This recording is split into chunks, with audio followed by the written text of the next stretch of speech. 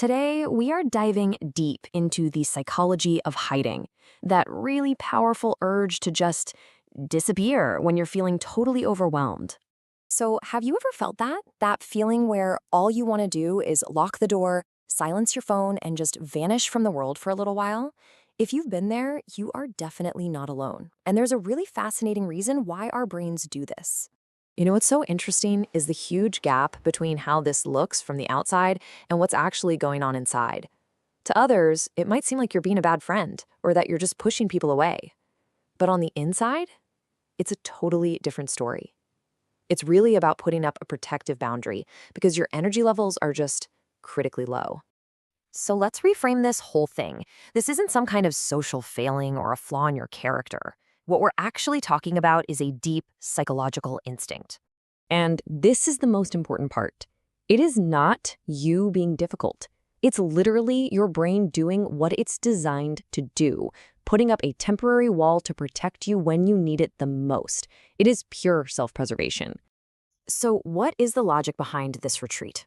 I know it can feel confusing, but your brain is actually following a very clear, very intelligent pattern that's designed to keep you safe. And that logic follows 5 key protective patterns. We're going to walk through each one: internal processing, managing emotional contagion, protecting your energy, shielding your relationships, and finally restoring a sense of control. This is basically the roadmap to understanding that urge to hide. Okay, first up, some of us are just wired to go inward. When things get really intense, the absolute last thing you want to do is talk it all out. That work, it needs to happen inside your own head first. This quote just nails it, doesn't it? It's not about a lack of caring for other people. It's about this deep fundamental need for mental space to sort through it all before you can even begin to explain it to someone else. All right, let's move on to our second pattern. This one is especially true if you're a pretty aware person. Sometimes you pull back to protect yourself from basically absorbing the emotions of everyone around you.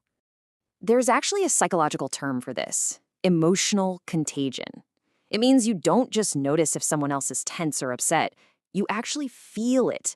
It's like your own body starts to react as if their stress is your own. You're like an emotional sponge. So you can imagine when you're already running on fumes, social situations can feel unbelievably draining. You're not just carrying your own stress, you're at risk of picking up everyone else's too. So isolating is kind of like a way to turn off all that external noise so your nervous system can finally get a break. The third reason is beautifully simple. Your battery's empty. That's it. Sometimes withdrawing has absolutely nothing to do with avoiding people and everything to do with just conserving that last tiny bit of energy you have left. I mean, this chart says it all, right? When you're totally burnt out, the energy you have for yourself is already scraping the bottom of the barrel. So the energy you have to spare for others, it's not there. Your brain recognizes this and basically puts you into low power mode. And the key thing to get here is that this isn't about rejecting connection. It's about protecting energy.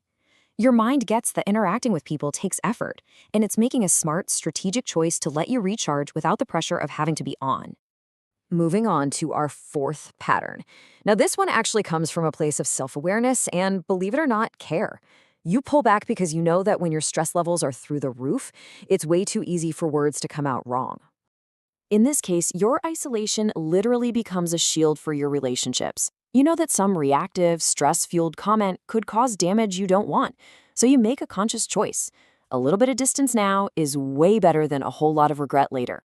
And our final reason: when life feels completely chaotic and out of your control, solitude becomes your sanctuary. It's a way to create a small, manageable world when the big one just feels like way too much to handle. I mean, just look at this contrast. The outside worlds can feel so unpredictable, so loud, and just so demanding. But in your own space, you control the variables. It's quiet, it's safe, and that sense of predictability instantly lowers your internal tension and gives you the stability you need to think clearly again. So after looking at all these reasons, we really need to completely reframe how we see this behavior. It's time to stop looking at it like it's some kind of problem.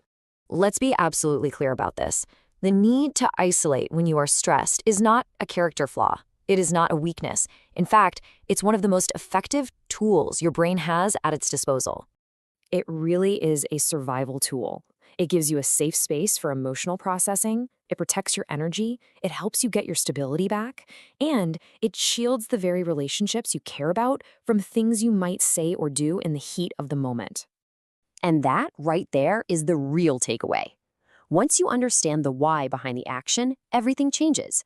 You move from judgment to understanding, not just for yourself, but for the people in your life who do this too. So I'll just leave you with this question. Now that you can see the hidden logic, that protective intelligence behind this impulse, who in your life might you look at with just a little more empathy and a little more understanding?